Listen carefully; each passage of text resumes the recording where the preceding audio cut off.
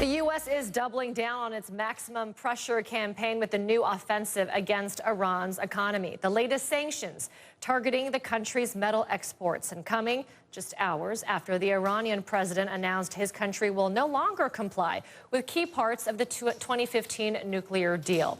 The U.S. backed out of that agreement exactly 1 year ago, claiming Iran was violating its commitments. Well, now Tehran says it will keep stockpiling components which could be used to build nuclear weapons.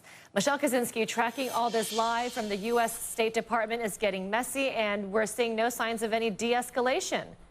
Right. A lot has happened this week. I mean, considering it is the 1-year anniversary of the U.S. backing out of the Iran nuclear deal, then the U.S. says it gets this intelligence that Iran could be planning attacks against U.S. interests or allied interests in the region. The U.S. sends military assets there. Iran responds with its own threats and rhetoric. Then Iran says it's going to pull out of parts of the nuclear deal. The U.S. slaps more sanctions on a different sector of Iran's economy, and on it goes. I mean, it's unclear at this point where we head next. So what the administration has been doing today, and we've heard from multiple people now, in addition to putting on these additional sanctions, they've been trying to say how well the U.S.'s policy has been working because it's been putting pressure on Iran and causing Iran to react angrily this way. Well, remember, the U.S.'s closest allies in Europe want to salvage what is left of the Iran nuclear deal. They want to try to keep it going. That hasn't been going well either. But today in London, we heard Secretary of State Mike Pompeo trying to say that really the U.S. and Europe are on the same page. Listen. We're on the same side. We're on the side of values-driven democracy. We're on the side of freedom. We're on the side of creating a nation for the Iranian people where they can have religious freedom and they can have a democracy. And I am confident that as we watch Iran's activity, that the United Kingdom and our European partners will move forward together to ensure that Iran has no pathway for a nuclear weapons system. So Iran, in its best interest, it wants to keep what it can of the nuclear deal as well. It's just that the U.S.'s actions have been making that tougher and tougher. So in response, it says it's going to stop complying with a couple of points in the deal. That's Iran showing that it's going to stand up to the U.S., but it doesn't want to lose the whole deal. So we just don't know who's going to break first.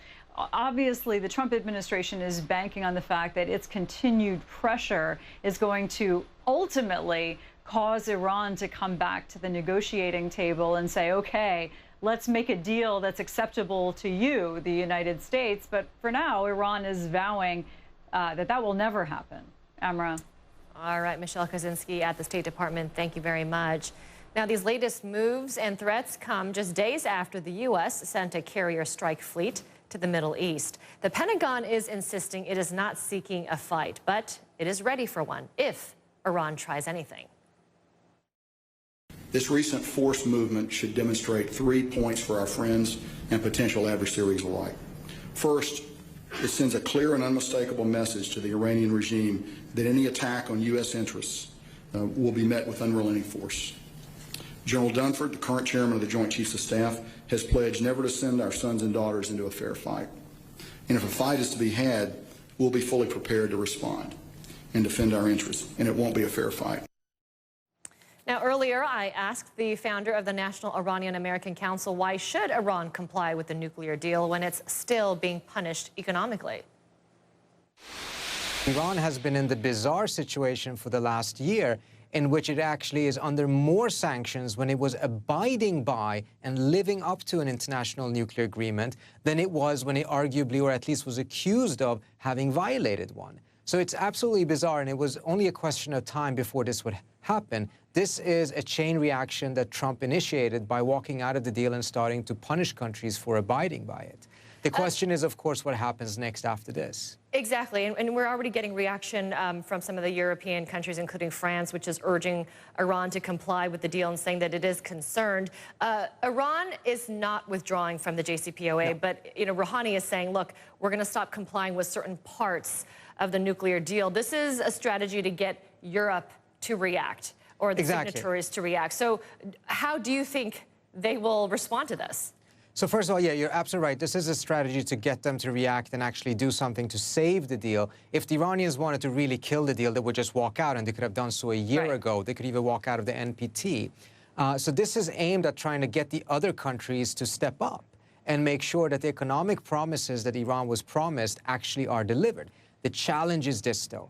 If the Europeans live up to their obligations under the deal, they will have another crisis with the Trump administration. And they already have too many of them, and frankly, they're quite afraid of Trump, I would say. If they betray their obligations under the deal, well, then, yes, they might be on better terms with Trump, but then Iran will restart its nuclear program, and then once again, the U.S. and Iran will be on a pathway towards war. A war whose repercussions will be disastrous for Europe, just as the Iraq war repercussions were very, very painful for Europe. So then realistically speaking, I mean, how do you see this playing out after this 60-day deadline that Iran has set? I think there's still room for some creativity between the Europeans and the Iranians, in which the Europeans actually can do things to make sure that trade continues, or at least payments can be processed. And that includes actually including the European central banks, and essentially called the Trump administration's bluff. Is the United States actually going to put sanctions on the central bank of Germany, for instance? I mean, that would be essentially a declaration of war.